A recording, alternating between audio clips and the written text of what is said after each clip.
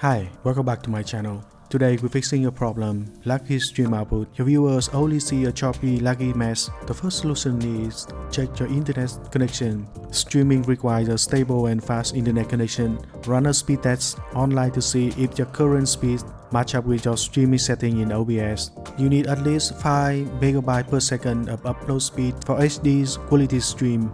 Next, if your CPU is overworked, make sure that CPU performance not too high or it's going to struggle to encode your stream efficiently, leading to lag. Lowering your bitrate can reduce some of this pressure. Head to Settings and Output. Try to reduce bitrate. Your number will depend on your internet speed and the quality you are aiming for. Next, try to reduce your output resolution from 1080 to 720, from 60 fps to 30 fps. If you're using software encoding, add to 64. Switching to hardware encoding can also make a big difference. Last solution, go to Windows Search, type in background apps, open it. Try to access anything that is unnecessary.